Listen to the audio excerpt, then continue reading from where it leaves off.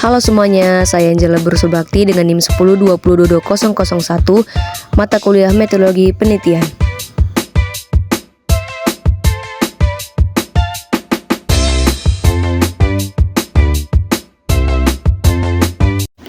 Di video ini saya akan menjelaskan tentang materi menghitung besar sampel atau sample size.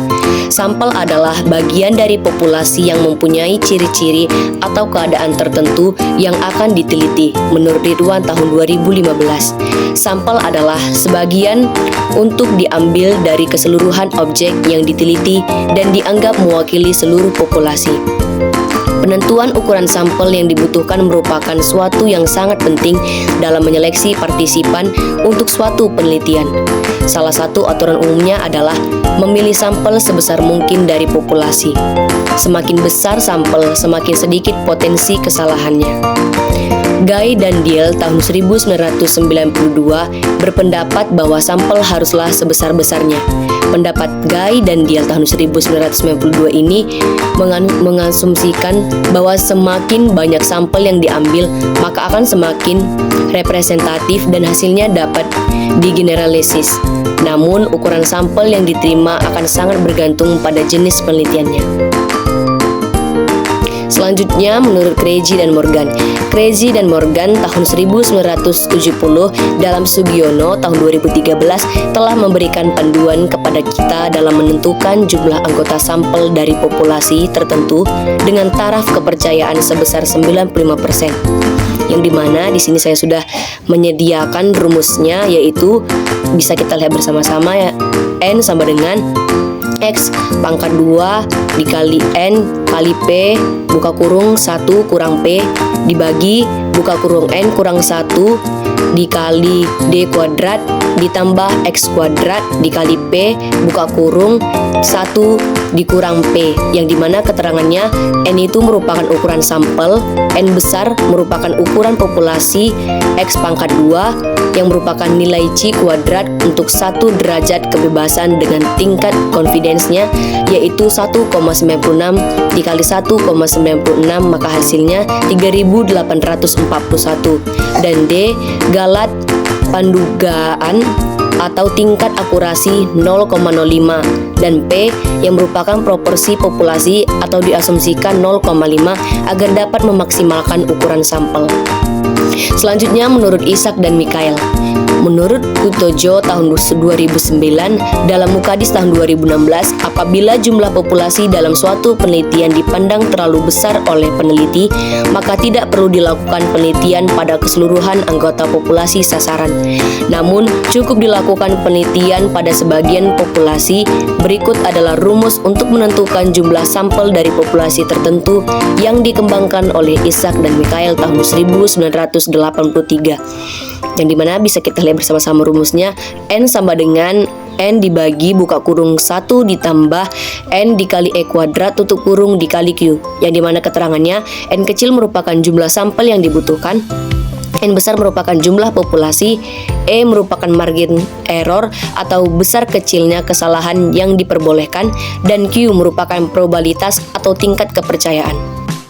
Selanjutnya menurut Wibisono, teknik pengambilan sampel apabila populasinya tidak diketahui secara pasti, maka digunakan teknik sampling kemudahan, seperti jumlah pendaftaran UAN SD se-Jawa, jumlah siswa yang les bahasa Inggris sekota Surabaya, dan lain-lain, dengan rumus Wibisono tahun 2003, yang dimana di sini kita bisa lihat bersama-sama rumusnya, yaitu N sama dengan Z per 2 sigma kuadrat dibagi E, yang dimana keterangannya N kecil yaitu jumlah sampel seluruhnya, Z merupakan skor standar, A merupakan standar deviasi, sigma merupakan sigma atau standar deviasi populasi, dan E merupakan tingkat kesalahan.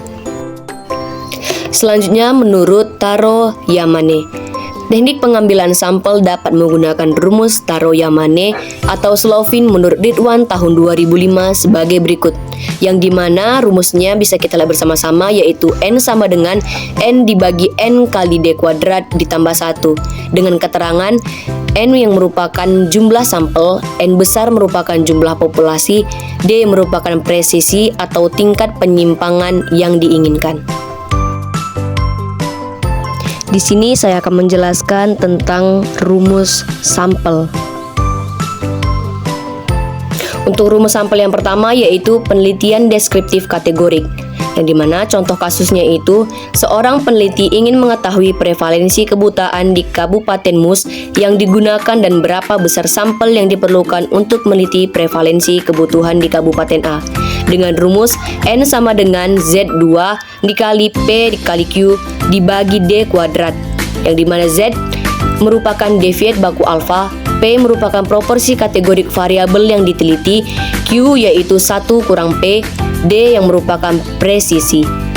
Parameter yang berasal dari kepustakaan adalah nilai P atau proporsi kategorik variabel yang diteliti, sedangkan nilai dan nilai D atau presisi ditetapkan oleh peneliti, yang dimana sudah kita masukkan rumusnya, yang dimana itu Z tadi yang itu merupakan deviat baku alfanya itu 1,96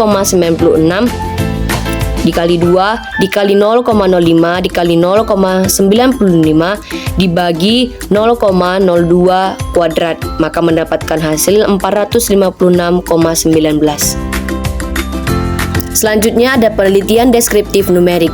Contoh kasusnya, seorang peneliti ingin mengetahui rata kadar hemoglobin pada ibu hamil di Kabupaten A. Berdasarkan penelitian, rata dan simpangan baku kadar hemoglobin adalah kurang lebih 4 G per DL. Apa rumus yang digunakan dan berapa besar sampel yang diperlukan untuk meneliti rata kadar hemoglobin di Kabupaten A? Yang dimana rumusnya itu N sama dengan Z sigma dikali S kuadrat dibagi D, yang dimana dengan keterangan Z merupakan deviat baku alfa, S merupakan simpangan baku variabel yang diteliti, dan D yang merupakan presisi. Parameter yang berasal dari kepustakaan adalah nilai S, yang dimana simpangan baku variabel yang diteliti, sedangkan nilai dan nilai D atau presisi ditetapkan oleh peneliti, yang dimana mendapatkan hasil yaitu yang dimana Z-nya tadi itu 1,96 dikali 4 kuadrat dibagi 1, maka mendapatkan hasil 61,5. Dibulatkan menjadi 62, dengan demikian besar sampel yang diperlukan adalah sebesar 62.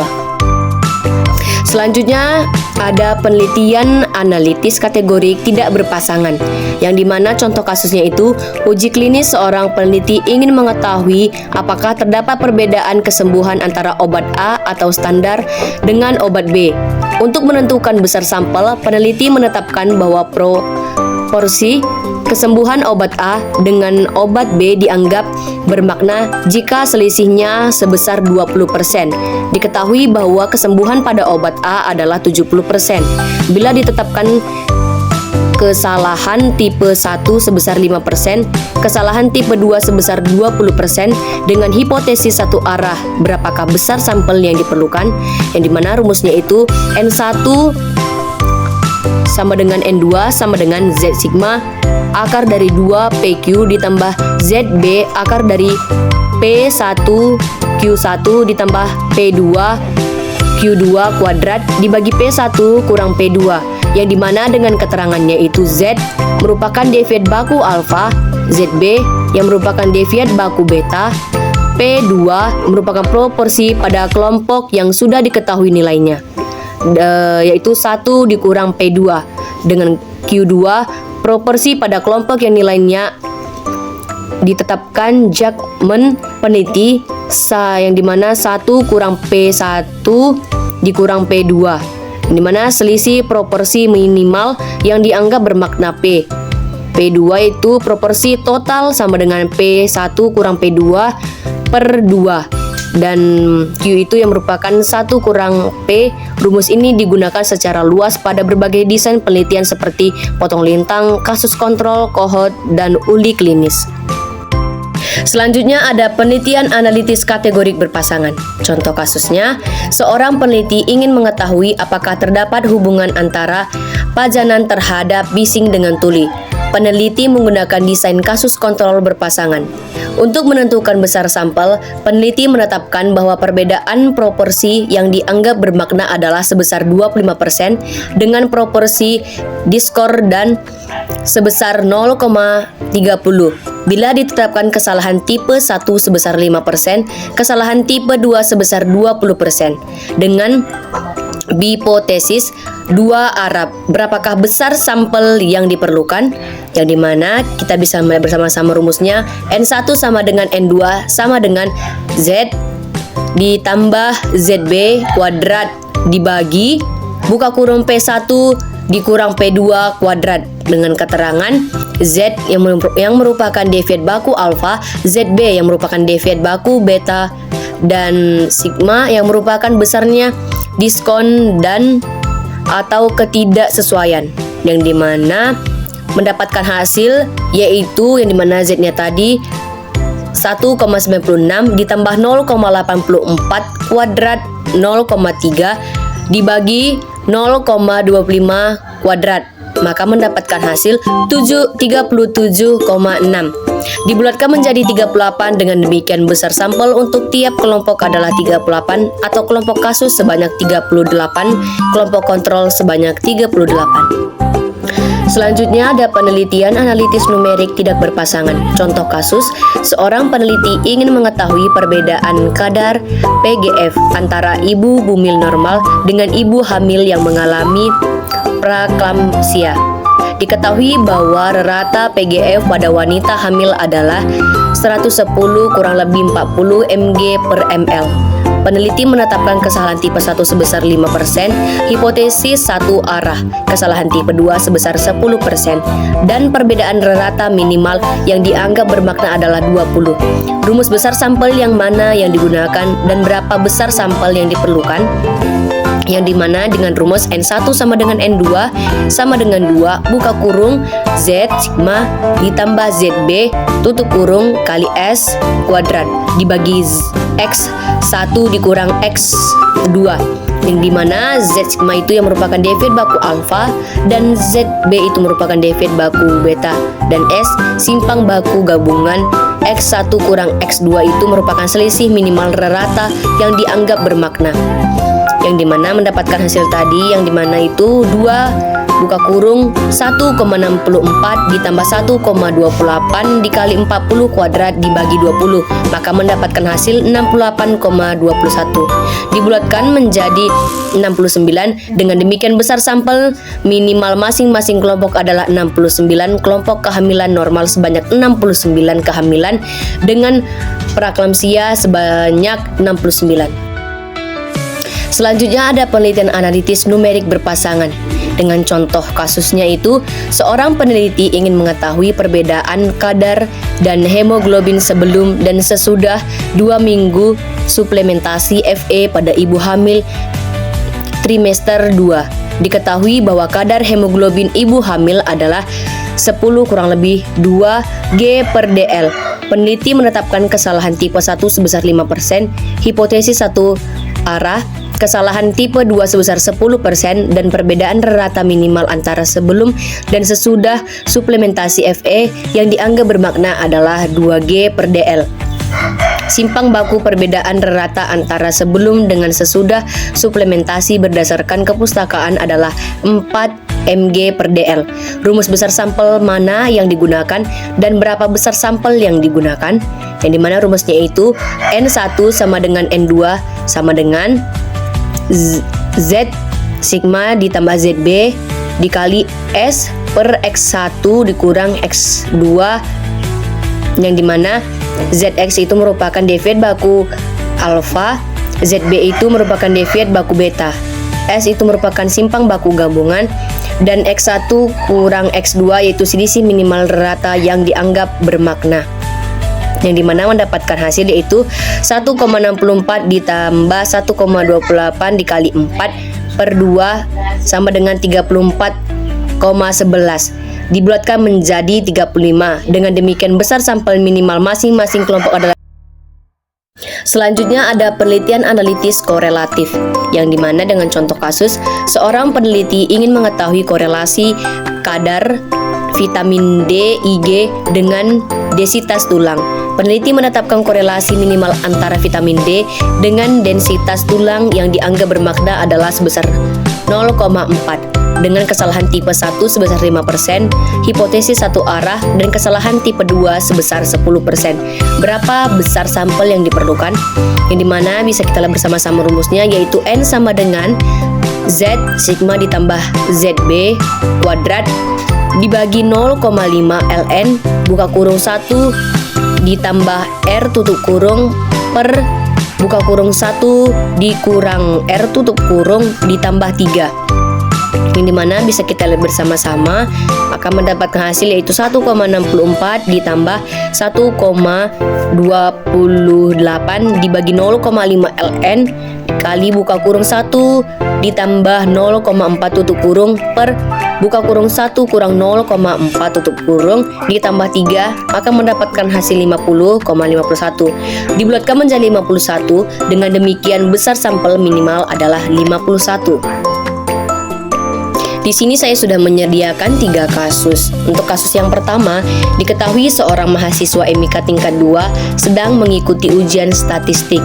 Setelah melakukan ujian, maka mendapatkan hasil dengan nilai yang diperoleh yaitu 50, 30, 75, 95, 75, 60, 80, 84, 70, dan 82. Hitunglah range dari data tersebut, yang dimana ada pilihannya itu A42, B52, C41, D51, dan E62. Yang dimana pembahasannya itu urutkan terlebih dahulu nilai terendah hingga tertinggi, kemudian hitung rentangnya, yang dimana nilai yang paling rendah tadi itu ada 30, 50, 60, 70, 75, 75, 80, 82, 84, dan 95.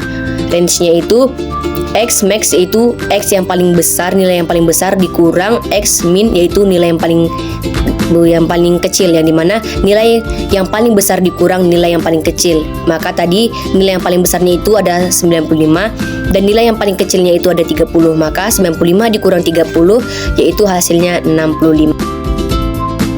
Selanjutnya untuk kasus yang kedua, seorang dosen di program studi rekam medis ingin menguji efektivitas penggunaan sistem rekam medis elektronik dibandingkan dengan sistem pencatatan manual.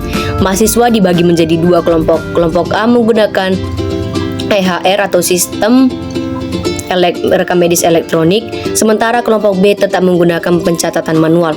Sebelum memulai penelitian, semua mahasiswa diberikan tes awal atau pretest untuk mengukur pemahaman mereka. Setelah 6 minggu, maka diberikan tes akhir atau post-test untuk melihat apakah ada peningkatan pemahaman setelah menggunakan masing-masing metode. Berdasarkan kasus di atas, metode penelitian digunakan termasuk dalam jenis yang dimana jawabannya itu adalah C. Kenapa? Yang dimana itu kuasi eksperimen. Yang dimana pembahasannya, penelitian ini menggunakan pendekatan kuasi eksperimen karena mahasiswa tidak dipilih secara acak, tetapi berdasarkan kelompok yang telah ada. Menurut Campbell dan Stanley tahun 1963, desain pretest dan post-test with non-equivalent control group design sering digunakan dalam situasi di mana pengelompokan acak tidak memungkinkan seperti dalam lingkungan. Untuk kasus yang ketiga, nilai yang harus dicari dari kepustakaan adalah nilai P atau prevalensi, sedangkan nilai yang ditetapkan oleh peneliti adalah ZA dan nilai D.